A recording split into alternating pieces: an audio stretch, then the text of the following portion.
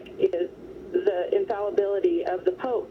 I wondered if you could give maybe some good resources and maybe just say a few words about that.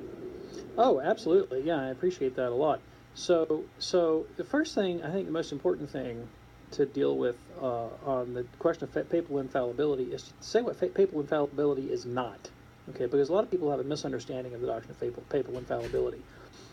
As a Catholic, I am bound by divine authority to believe that the Pope makes all kinds of mistakes. Right? That is the requirement of my faith, to believe that he is mostly fallible. All right, and of course in his personal life, there's absolutely no guarantee of his sanctity. Being Pope doesn't send you to heaven.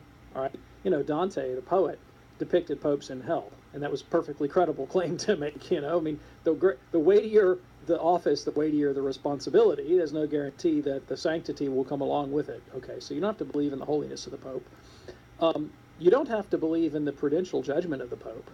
All right. I mean, the Pope can make really, really stupid decisions, and many popes down through history have made really wretched decisions. Fulton Sheen once said, and I've probably quoted this before, if the Pope said you need to buy 100 shares of General Motors, don't feel like he's giving you a great inside tip.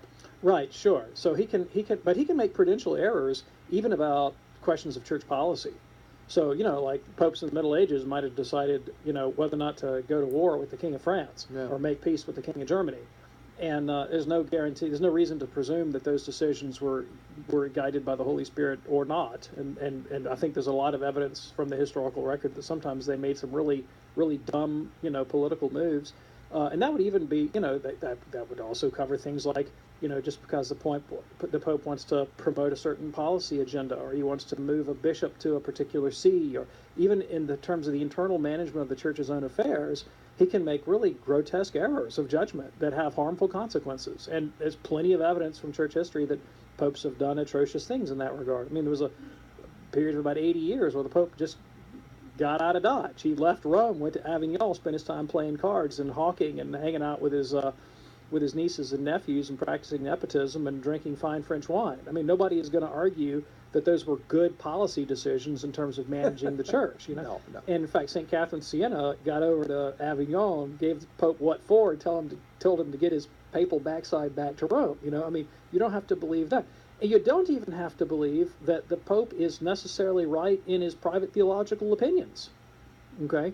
And the fathers of the First Vatican Council that formulated the dogma of papal infallibility, they didn't create the dogma, they formulated it in precise language so that people know it there. They understood very well the historical evidence for popes that had personally made some pretty lousy decisions and some teaching moves in terms of their own private theology. And I'll give you a couple of examples. One of them is Pope Liberius, during the Arian controversy, signed a document that seemed to kind of split the difference between the Arians and the Orthodox. It was ambiguously worded in a way that would seem to give cover. He wasn't signing a heretical document, but he signed a document that seemed to give cover to a heretical interpretation, and it was widely seen as a political move to try to conciliate both sides, and he got roundly condemned for that, and he later renounced that. But I mean, that's the kind of example.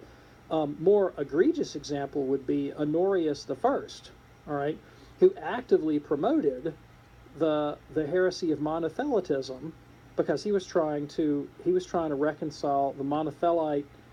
He was trying to reconcile the Monophysite Church of Egypt and the Byzantine Catholics and the Chalcedonian Catholics. This doctrinal division in the church, and he kind of pulled a Liberius. He was trying to split the difference between the two, and he took a position that was incorrect. It was manifestly incorrect. Now, he didn't teach it as a dogmatic fact, but he promoted that heresy in his own pontificate to try to reconcile these two parties, so much so that a council after the fact, after the death of Honorius, anathematized him as a heretic. Wow. All right, we're talking about a sitting pope. And the fathers of the First Vatican Council knew the case. John the 22nd is another case of a pope who was absolutely wrong on dogma in his private theology. But he promoted a doctrine of the beatific vision, or the lack thereof, actually, that was then later condemned by, I believe it was Benedict XII in the encyclical Benedictus Deus. Had to go back and kind of say, well, you know, John 22nd got this one wrong. And he went way out of his way to promote it. And so much so that the University of Paris had to stand up and give him what for until he backed down. Okay. Wow. So believing in papal infallibility doesn't require you to believe that the Pope doesn't make any mistakes, even when it comes to Christian theology. It only requires you to believe that when the Pope stands up and defines a dogma, a matter that has to be believed by all the faithful on faith or morals, and the language that he uses is extremely precise, and it's rarely done, that you believe that that action is guaranteed by the Holy Spirit.